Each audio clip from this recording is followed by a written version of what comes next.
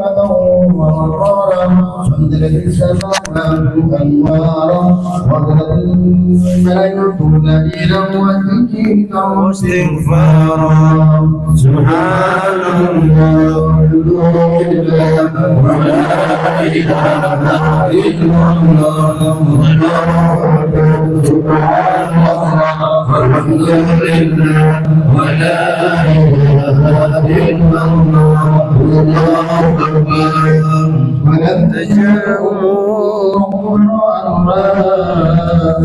بدر وبدر إلى نهاية تمام حمله فلما تتبع بإذن رب الغفور وعن الله صلى الله عليه وسلم ساجدا شاكرا حامدا كأنه البدر في تمام سبحان الله صلى الله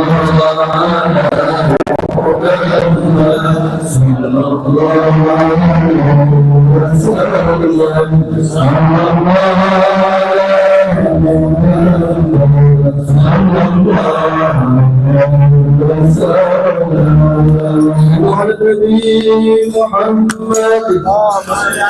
يا نبي سلام يا رسول سلام عليك يا نبي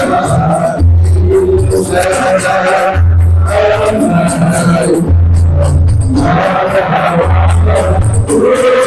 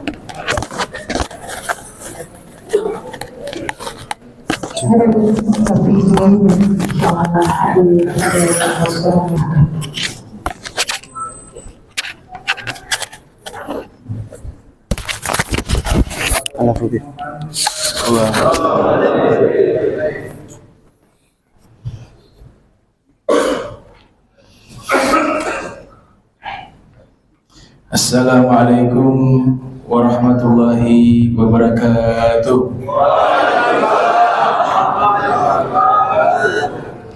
Alhamdulillah, alhamdulillahirabbil alamin. Allahumma shalli wa sallim ala sayyidina Muhammadin miftahi babi rahmatillah adada ma fi ilmillah, salatan wa salaman daimain mutalazimain bidawai mulkillah wa ala alihi wa sahbihi wa man wala, amma ba'du. Yang saya muliakan, yang saya hormati seluruh pejabat ataupun anggota Korem yang alhamdulillah di pagi yang mulia ini kita sama-sama berkumpul di dalam satu tujuan yang sama, yaitu memperingati Maulid Nabi kita Muhammad sallallahu alaihi wasallam. Saya muliakan ibu-ibu, hadirin hadirat yang insyaallah dirahmati oleh Allah Subhanahu wa taala. Alhamdulillah, saya sebulan yang lalu membaca buku Tarikh Islam. Tapi yang unik, biasanya kami membaca kitab ulama-ulama terdahulu tentang sirah nabawiyah seperti Ibn Hisham, Abu Suhail Al-Andalusi, Al-Hafiz Ibn Kathir, dan Dr. Said Ramdan Al-Muti fi sirah nabawiyah.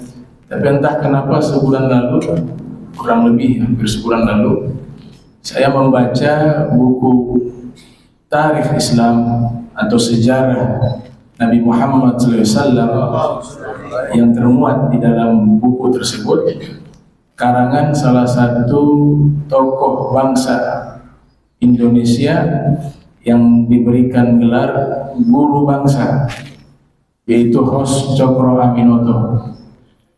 Nah, ketika saya mengkaji buku sejarah beliau, itu sangat luar biasa, di mana beliau menerangkan tentang biografi Nabi Muhammad sallallahu alaihi wasallam.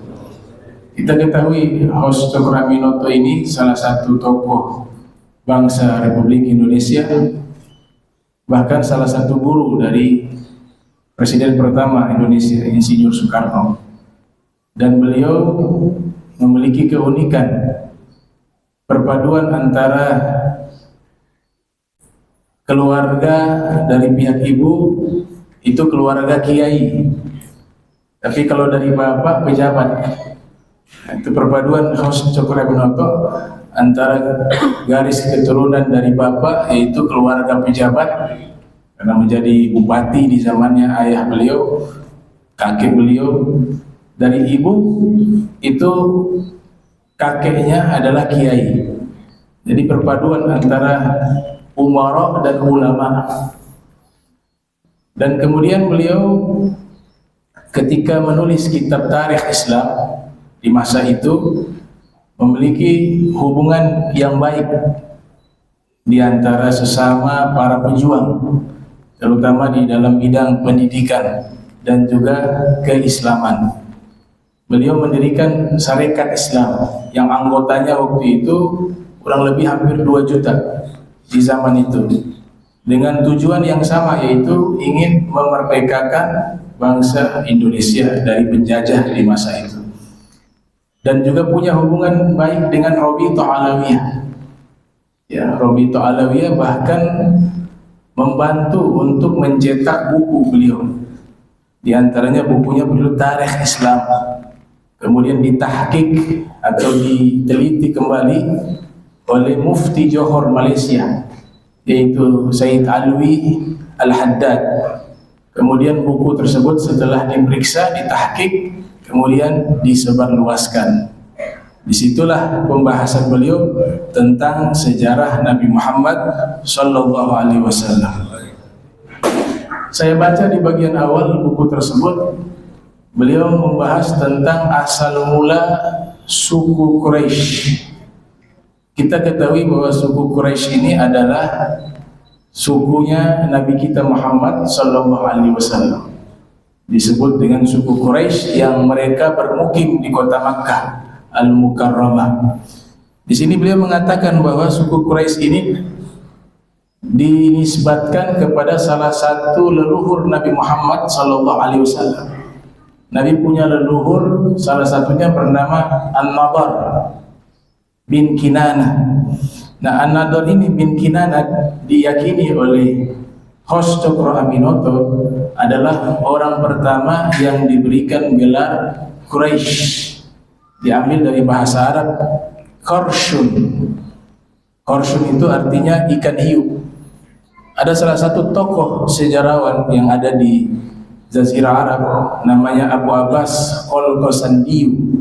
Beliau mengatakan kenapa dinamakan dengan ikan hiu suku Quraisy tersebut, karena leluhur Nabi ada 2 pendapat, ada namanya An-Nadar, ada namanya Fihr. Kedua tokoh inilah yang nanti dinisbatkan dengan gelar Quraisy. Itu punya latar belakang cerita. Jadi mereka melakukan perjalanan berlayar di laut. Kemudian di tengah lautan itu tiba-tiba ada ikan hiu loncat masuk ke dalam kapal. Akhirnya pada waktu itu semuanya takut mendekati ikan hiu. Kakeknya Nabi Sallallahu Alaihi Wasallam, satu-satunya orang yang berani, ya memang karena para nabi ini punya sifat pemberani. Ya, sifat pemberani itu sifat yang sangat mulia. Nah, tapi ulama meletakkan berani itu ada tempat. Kalau berani bukan dalam kebenaran, kemudian tanpa perhitungan, namanya nekat. Nekat itu suatu kebodohan, menyia-nyiakan nyawanya pada bukan tempatnya, disebut dengan nekat, dan itu sifat tercela. Tapi kalau berani itu dia menempatkan keberaniannya itu di tempat yang benar, membela sesuatu yang benar, dan punya perhitungan dan perencanaan. Itulah yang disebut dengan berani, ya.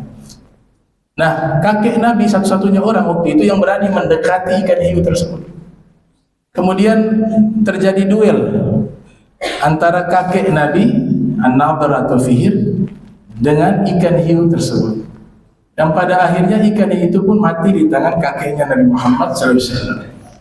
Setelah berhasil menaklukkan ikan hiu tersebut, maka kembali pulang ke kota Makkah, beliau membawa kepala ikan hiu.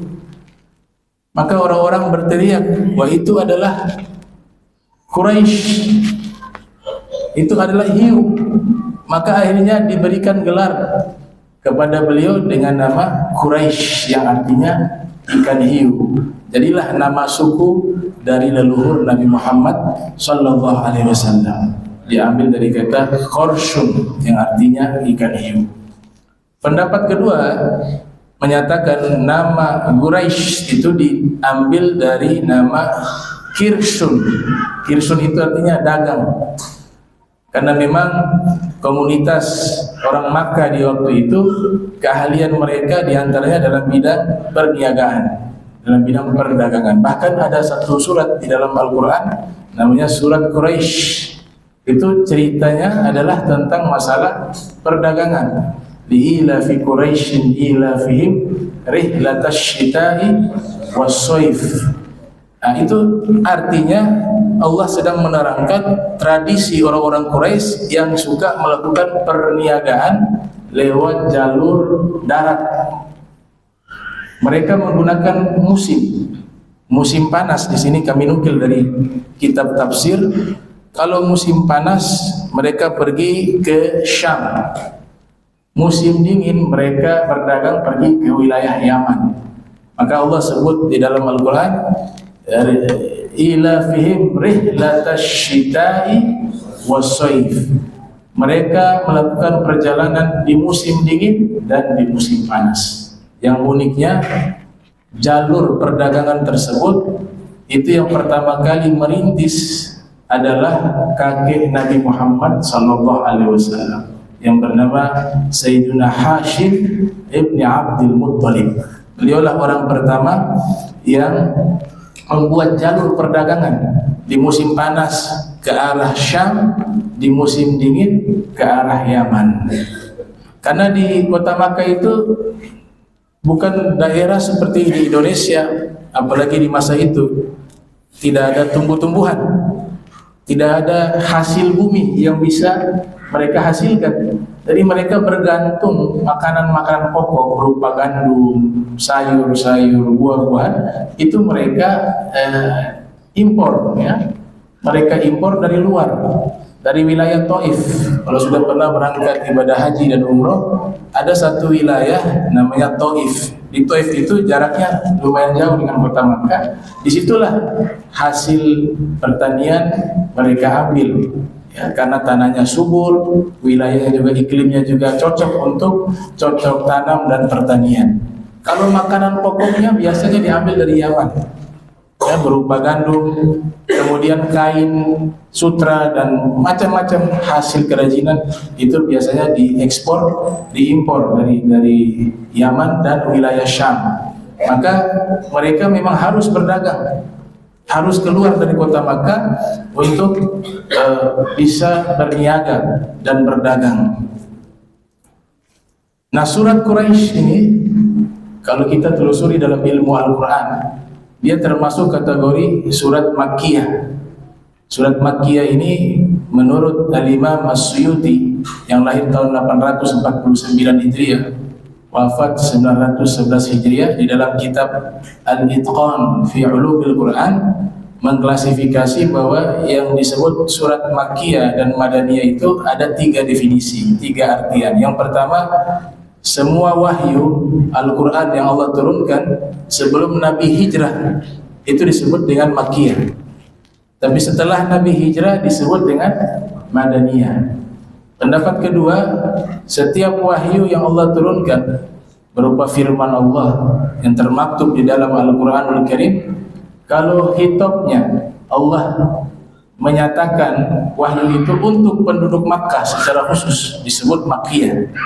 Kalau Allah khususkan kepada penduduk Madinah disebut Madaniyah. Pendapat ketiga menyebutkan bahwa sesungguhnya apabila Al-Quran itu Allah turunkan di kota Makkah disebut Makkiyah.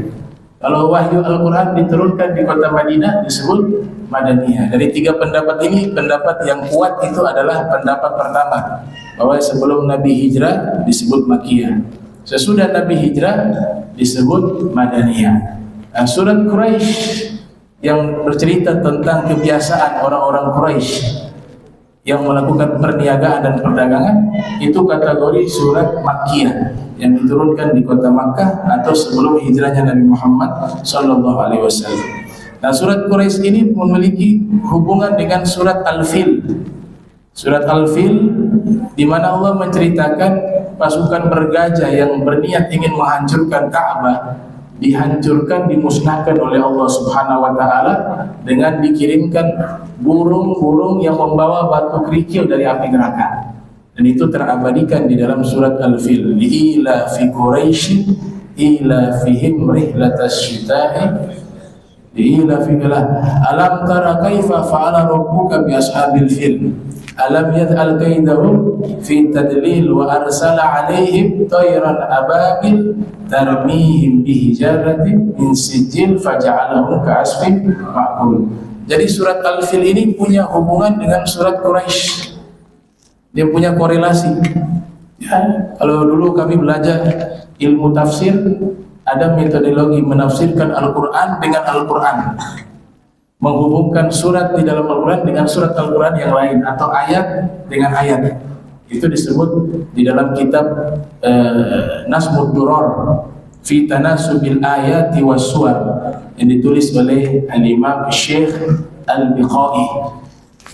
Hubungan antara surat Al-Fil dengan surat Al-Quraisy, surat Quraisy tadi, itu diantaranya di sini disebutkan wa kullun minhuma.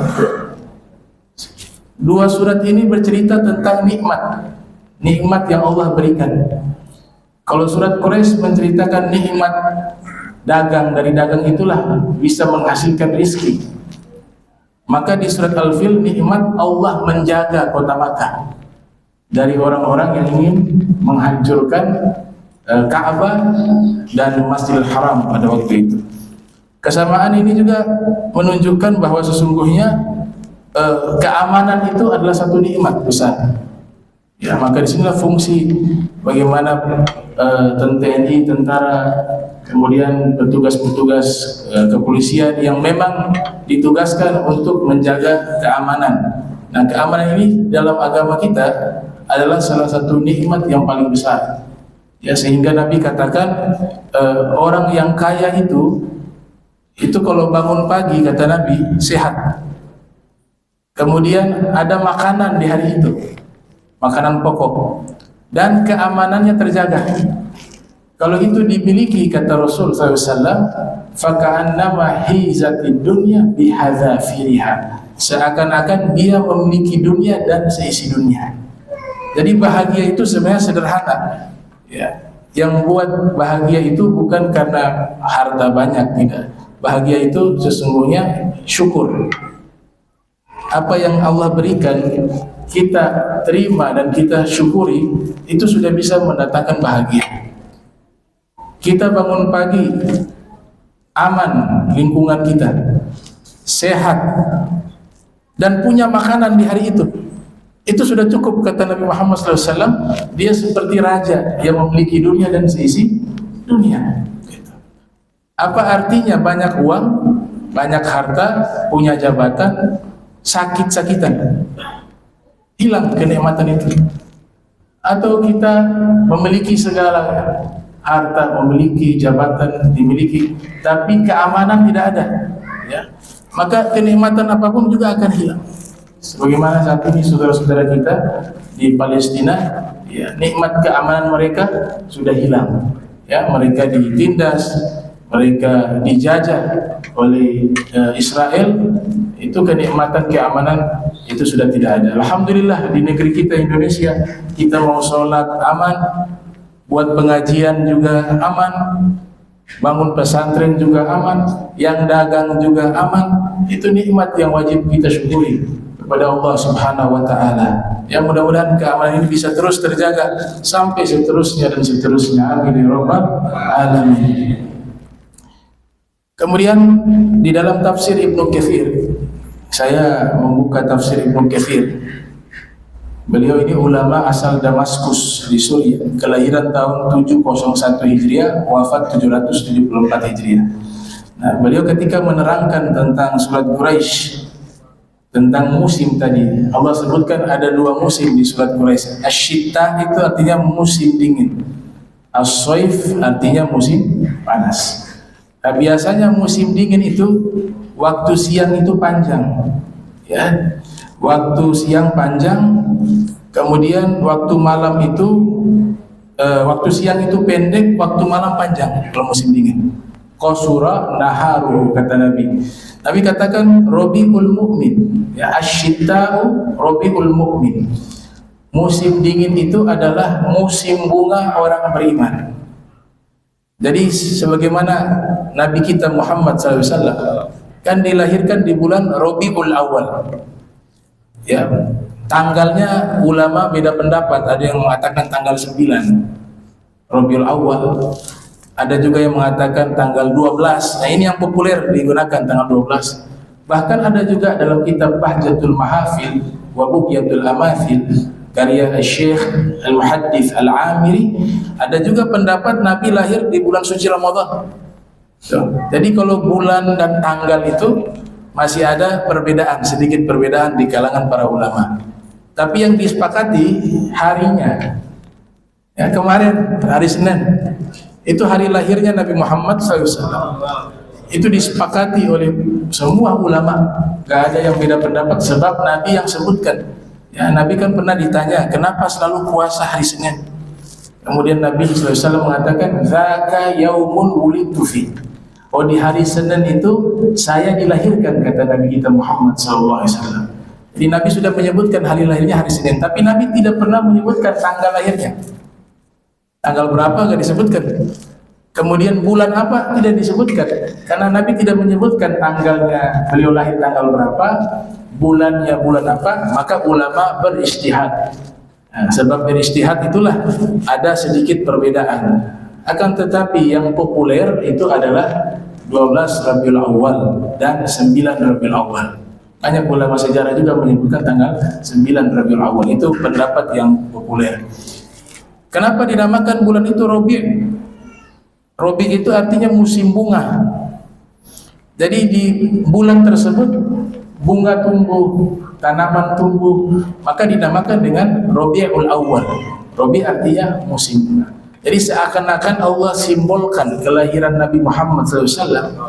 Ya, di bulan tersebut bagaikan lahir seorang yang indah. Indah akhlaknya, indah fisiknya, indah ajarannya, indah segala-galanya.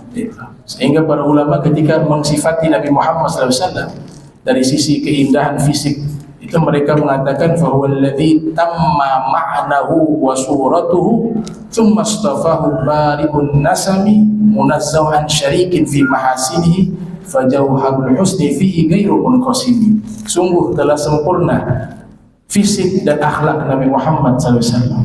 Beliau diciptakan seakan-akan terbebas dari segala kekurangan. Semuanya sempurna. Fisiknya mulai dari rambutnya, hidungnya, matanya, tangannya. Bahkan fisiknya Nabi itu ya tidak kalah dengan bapak-bapak tentara, ya. Badannya tegak, perutnya rata. Nabi punya perut rata. Ya. Kemudian atletis itu. Artinya Rasulullah juga memberikan contoh hidup sehat. Dan juga Nabi adalah orang yang sangat disiplin. Bisa bayangkan sepanjang umur hidup Nabi, sholat yang 5 waktu gak pernah lewat. Itu agama kita kan mengajarkan disiplin. Orang yang mampu jaga sholat 5 waktu, ketika ada penerapan di dalam aturan-aturan baik itu di ketentaraan, itu akan secara otomatis sudah terlatih. Kalau dia mampu menjaga sholat 5 waktu, dia itu bisa disiplin mengatur waktu. Dan Nabi sholat tahajudnya wajib. Sholat tahajudnya wajib. Makanya di dalam Al-Quran disebut ya ayyuhal muzammil qummi laila illa qalila nisfahu aw inqus minhu qalila aw zid alaihi wa rattilil qur'ana tartila. Jadi perintah Allah, wahai yang berselimut, bangunlah sholat. Nah, kan kita fahami sholat sunnah tahajud itu harus ada tidur sesaat. Itu aksar fuqaha, ya, para ahli fikih mayoritas mengatakan walaupun sesaat, yang penting ada tidur di waktu malam ba'da isya. Kemudian dia bangun untuk sholat, namanya sholat tahajud. Jadi ada yang mensyaratkan harus ada tidur. Nah, ayat tersebut menyebutkan wahai yang berselimut, berarti simbolnya sedang tidur, menggunakan selimut. Qum, bangun dari tidur. Dan perintah setelahnya sholat. Nah, sehingga para fuqaha wal muhaddithun mereka menyatakan bahwa sholat tahajud itu diwajibkan untuk Nabi Muhammad sallallahu alaihi wasallam. Tapi Nabi kasihan kepada umat. Waduh, kalau tahajud wajib, waduh. Ya. Kita mengalami 2 waktu sholat yang paling berat. 2 waktu sholat yang paling berat itu sholat tengah malam. Lagi asik-asiknya tidur suruh bangun. Dan sholat subuh. Ya, sehingga Nabi memberikan standar orang yang mampu menjaga sholat subuh berjamaah, Allah berikan garansi keamanan sehari penuh sampai bertemu subuh berikutnya. Bahkan dikatakan orang yang malas-malasan meninggalkan sholat subuh itu sebagai indikator orang yang punya sifat kemunafikan, bukan orang munafik i'tiqadi, tapi sifatnya mengikuti sifat orang munafik. Kenapa? Karena dari situlah bisa terlihat mana seorang mukmin sejati. Ya, kalau sholat subuh dia mampu menjaganya, sholat yang lain mudah. Sholat zuhur mudah, sholat asar mudah, sholat maghrib juga mudah dijaga, sholat isya. Tapi ketika sholat subuh tidak mampu dijaga, maka semua sholat dia tidak akan bisa menjaganya. Karena yang paling berat itu memang sholat subuh. Ada dahulu orang tua-tua di Ternate, ya, kenal keluarga juga. Dia guyon. Dia mengatakan Allah itu sudah bagus mewajibkan sholat 5 waktu.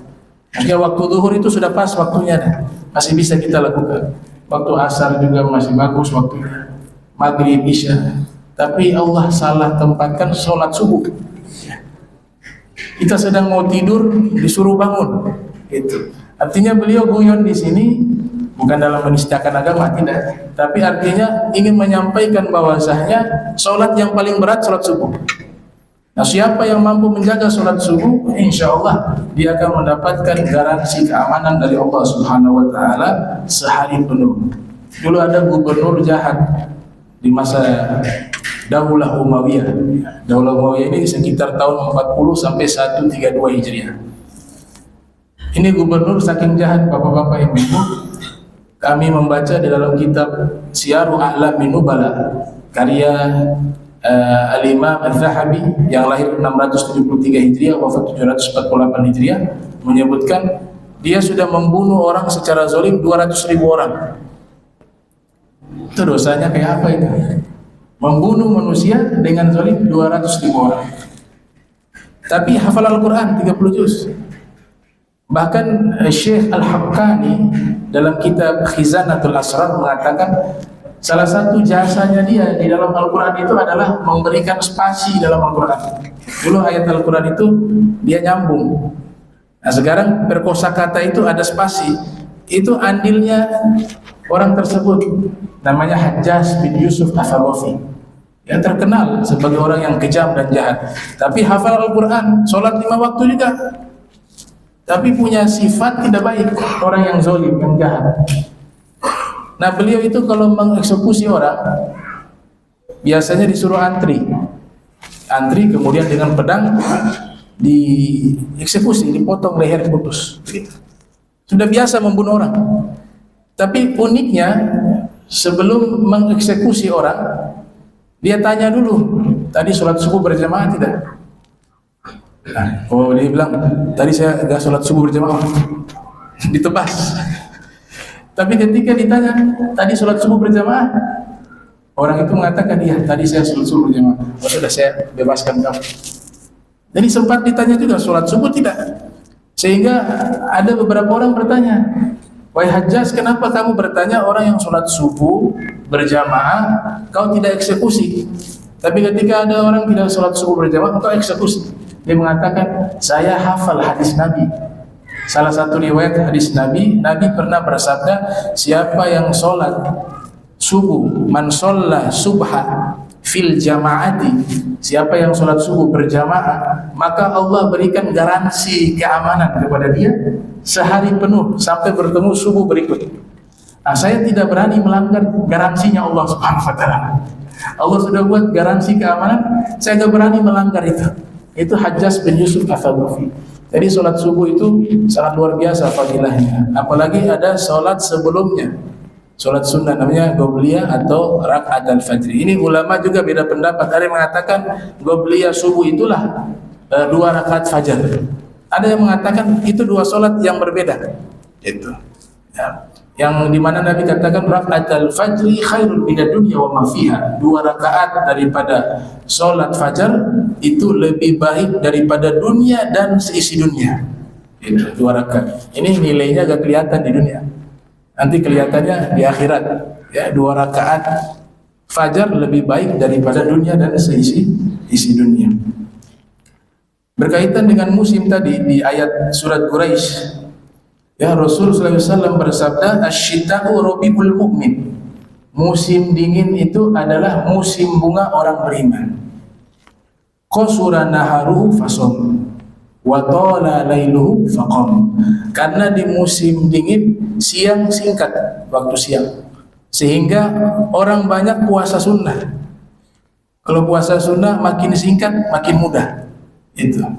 Tapi Sayyidina Ali bin Abi Thalib kebalikannya. Beliau itu lebih senang puasa sunnah khususnya ketika musim sedang panas-panasnya. Kenapa? Karena al-ajru bi qadri nasab. Pahala itu dihitung sesuai dengan kesulitannya, tantangannya. Makin banyak tantangannya dalam beribadah, makin besar pahalanya. Ya. Orang yang jaga posko, petugas TNI, ada yang menjaga daerah perbatasan. Itu Nabi mengatakan apa? Ainani, dua mata yang tidak menangis di hari kiamat. Yang pertama, ainun bakat fi sabilillah. Mata yang menangis di jalan Allah. Ada guru-guru kami menerjemahkan, menafsirkan ini dalam konteks kekinian bisa masuk tafsirannya kepada orang-orang yang diberikan amanah tugas untuk menjaga wilayah perbatasan, untuk menjaga keamanan. Mereka kan di posko.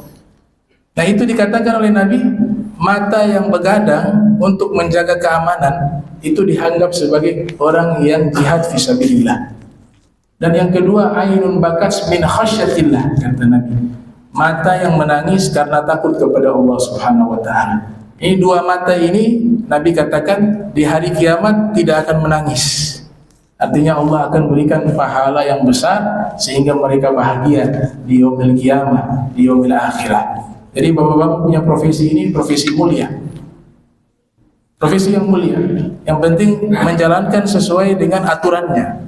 Tuh. Semua kalau dilakukan di luar aturan tidak baik.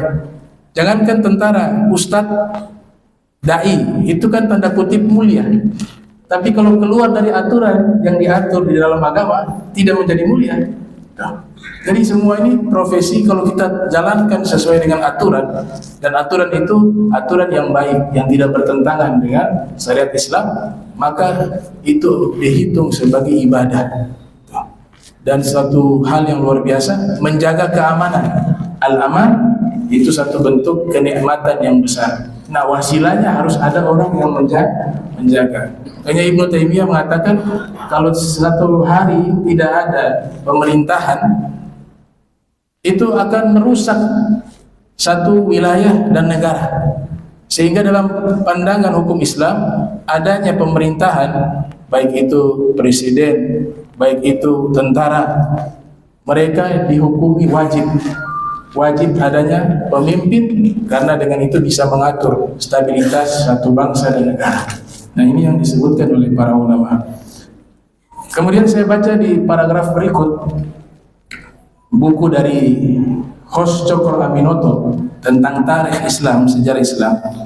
Itu Nabi Ibrahim inilah yang awal mula pindah ke kota Makkah. Nabi Ibrahim bukan bangsa Arab, beliau orang Babilonia, orang Irak. Bawa istrinya namanya Siti Hajar. Waktu itu kota Makkah belum ada penduduk. Allah Ta'ala memerintahkan membawa Siti Hajar dengan anaknya yang masih kecil, yaitu Nabi Ismail. Kemudian dibiarkan di tempat tersebut. Datang satu suku dari Yaman namanya Bani Jurhum. Ya, Bani Jurhum ini suku asli Arab yang tinggal di pesisir Yaman. Mereka profesinya juga berdagang.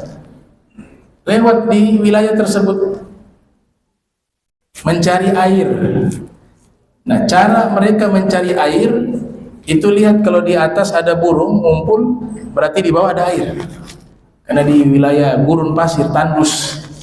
Ya, sehingga indikator untuk bisa mendapati air cukup kita lihat ada burung di atas kumpul, berarti di bawah ada air. Karena burung juga butuh minum. Maka mereka mendekati itu arah burung yang berkumpul di atasnya. Ternyata sampai di sana sudah ditemukan ada dua orang, yaitu Siti Hajar dan Nabi Ismail yang masih bayi waktu itu. Dan ada air yang muncul pada waktu itu yang kita kenal sekarang air Zam-Zam.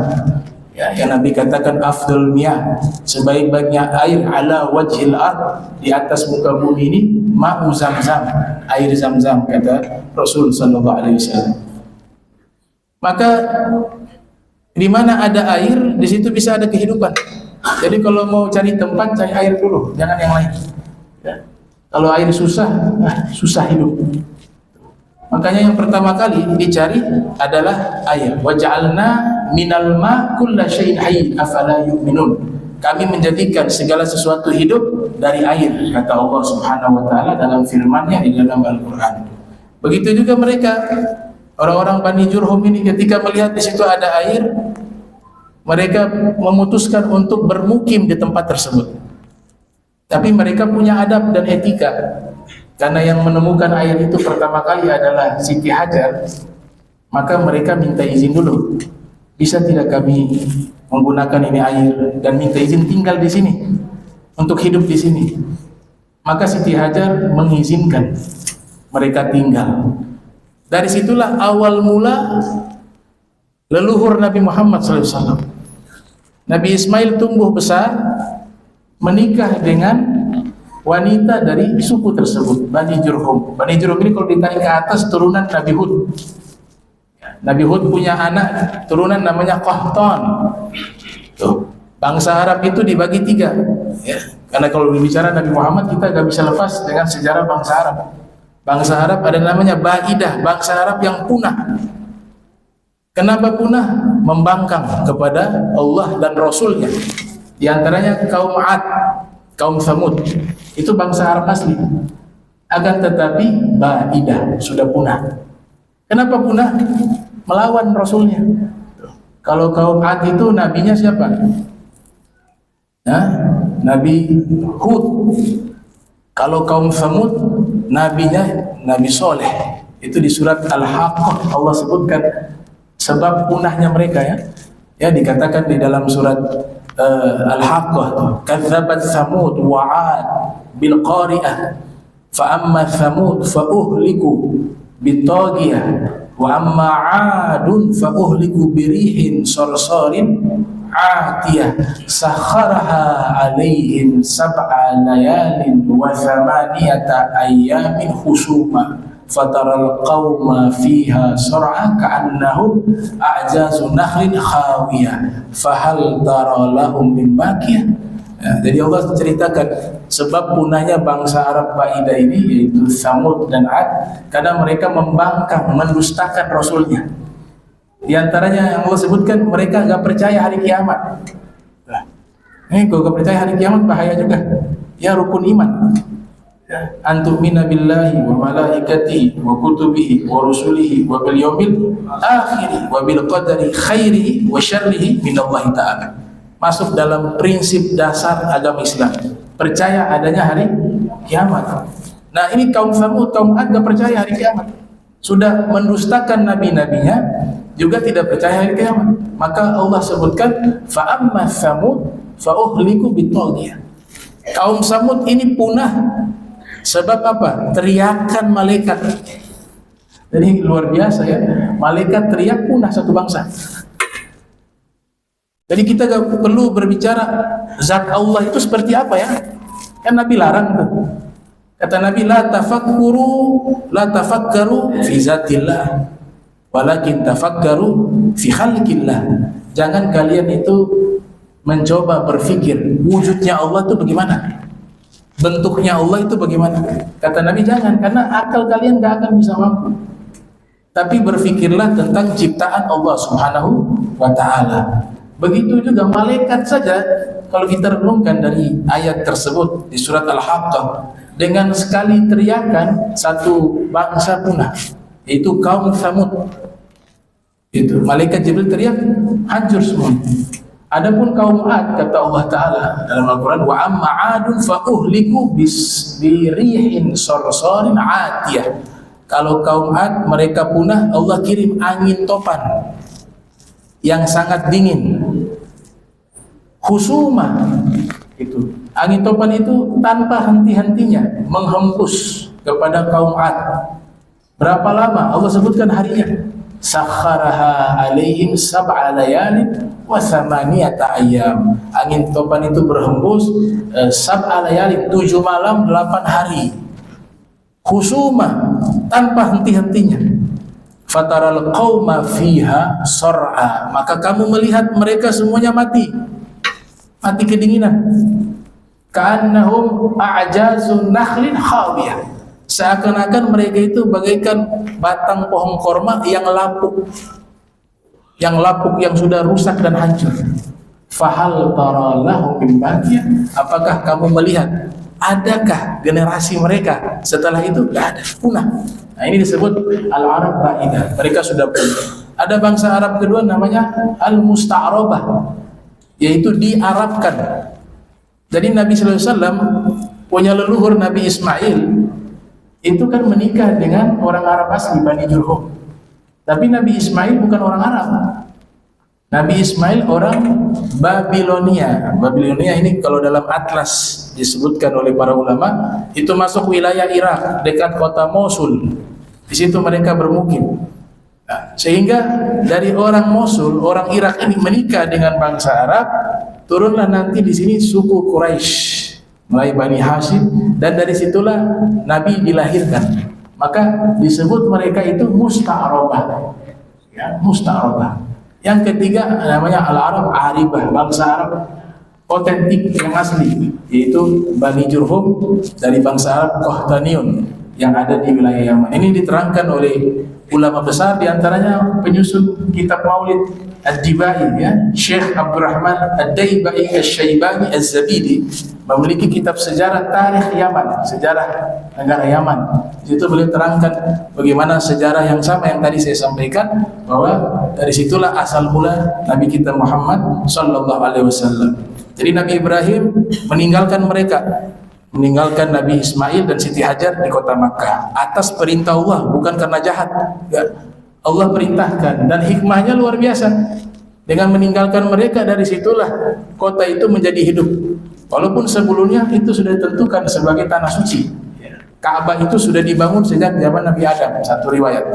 Kemudian direnovasi kembali Ka'bah itu oleh Nabi Ibrahim dengan Nabi Ismail, sampai ke masa Nabi kita Muhammad SAW. Pada usia 35 tahun beliau ikut renovasi Ka'bah, ya, karena Ka'bah itu rusak, direnovasi di usia Nabi waktu itu 35 tahun. Dan di waktu itu juga lahirnya Sayyidah Fatimah Zahra, putri Nabi Muhammad SAW. Nabi Ismail menikah, memiliki 12 orang anak.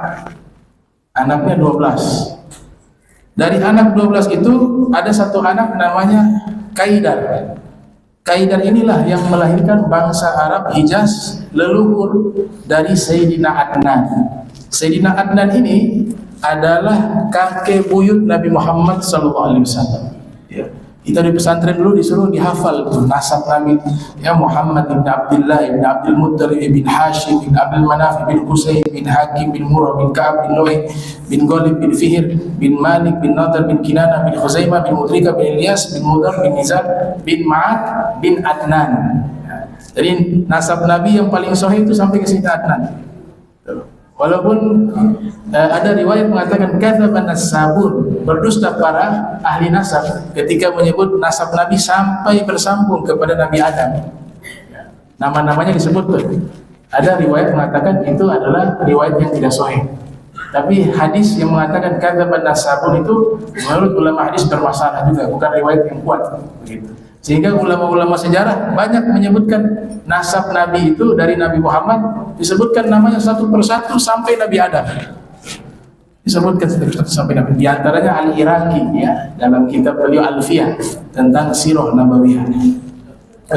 Terakhir, Bapak-bapak Ibu sekalian, ada satu tokoh leluhur Nabi sallallahu alaihi wasallam bernama Sayyidina Qusay. Ini pembahasan saya kutip dari Kos Cokro Aminoto dalam tarikh Islam. Beliau menyebutkan bahwa ada satu tokoh dari leluhur Nabi namanya Qusay. Sayyidina Qusay ini disebut sebagai seorang reformer dan visioner. Seorang yang reformer dan visioner. Karena beliau punya satu pemikiran yang sangat maju. Padahal di masa itu, di antaranya beliau membuat Darun Nadwa. Darun Nadwa itu semacam gedung parlemen. Jadi ada masalah musyawarah. Itu sudah dilakukan oleh Sayyidina Qusay. Dan Darun Nadwa ini akhirnya menjadi satu tempat yang dimana tokoh-tokoh suku Quraisy kalau ada masalah, ada problem, ya mereka musyawarah di tempat tersebut. Nah, dan musyawarah kan perintah Al-Quran. Ya. Kita kalau mau cari satu jalan keluar, solusi, itu kumpulkan orang musyawarah. Hargai pendapat orang lain, mungkin pendapat dia lebih benar, begitu. Nah, kalau sudah musyawarah, insya Allah terhindar dari masalah, dari risiko dan lain sebagainya. Nah, ini yang pertama kali membuat Darun Nadwa adalah Sayyidina Qusay. Beliau lahir pada tahun 398 Masehi dan beliau memegang kekuasaan agama dan duniawi. Beliau menjadi raja, hakim, kepala negara dan ulama. Jadi beberapa jabatan itu diemban oleh Sayyidina Qusay, yaitu menjadi raja, hakim, kepala negara dan ulama. Dan yang luar biasa, sudah menerapkan hukum Islam. Padahal Nabi belum ada. Ya. Jadi kakek-kakek leluhur Nabi yang secara langsung memiliki genetika bersambung dengan Nabi Muhammad SAW, itu semuanya orang pilihan, bapak-bapak ibu. Semuanya itu orang-orang pilihan. Sehingga apa? Sekalipun hukum syariat Islam belum ada, mereka sudah menerapkan terlebih dahulu. Di antaranya diharamkan minuman keras. Itu Sayyidina Qusay sudah mengharamkan. Diharamkan berzina, diharamkan mencuri, diwajibkan menolong orang yang lemah, fakir miskin. Bahkan beliau kumpulkan harta dari orang-orang kaya, namanya rifadah. Beliau bangun satu lembaga namanya rifadah, itu khusus mengumpulkan harta-harta orang kaya, ya semacam zakat. Sekian persen dikeluarkan, dikumpulkan, kemudian dibagikan kepada kaum fuqara wal masakin. Itu satu pemikiran yang sangat luar biasa yang dilakukan oleh kakek dari Nabi, kakek buyut Nabi Muhammad SAW yang bernama Sayyidina Qusay. Dan ini diterangkan oleh Hos Cokro Aminoto dalam bukunya Tarikh Islam. Kemudian beliau membuat bendera. Jadi bendera itu simbol yang memang sejak zaman Sayyidina Qusay sudah dibuat. Bahkan saya temukan satu riwayat bahwasanya bendera merah putih itu sesuai juga dengan apa yang disebutkan di dalam kitab Fathul Bari, bahwa Nabi Muhammad SAW memiliki bendera warna merah dan putih. Nah, itu beberapa hal yang mungkin saya sampaikan, kurang lebih mohon maaf ya, mungkin karena waktu terlalu lama, saya minta maaf. Kalau sudah ceramah itu kadang-kadang lupa waktu. Jadi terima kasih sudah mengingatkan. Ini materinya masih 1 jam lagi sebenarnya. Nanti lanjut berikut ya, insyaallah. Mudah-mudahan semuanya sehat walafiat. Ya, terima kasih banyak bisa hadir di tempat ini. Mudah-mudahan semuanya diberikan segala macam kesuksesan di dunia maupun di akhirat. Bismillahirrahmanirrahim. Alhamdulillahirabbil alamin. Allahumma shalli wa sallim ala sayyidina Muhammad.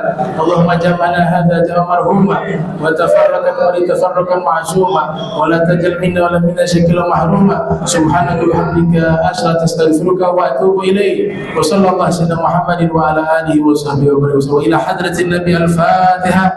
أعوذ بالله من الشيطان الرجيم. بسم الله الرحمن الرحيم. الحمد لله رب العالمين الرحمن الرحيم مالك يوم الدين إياك نعبد وإياك نستعين صراط المستقيم صراط الذين أنعمت عليهم غير المغضوب عليهم ولا الضالين آمين. وسبحانك اللهم تحياتهم فيها سلام وآخر دعوانا الحمد لله رب العالمين ولا فضيل ولا تدوين والسلام عليكم ورحمة الله وبركاته.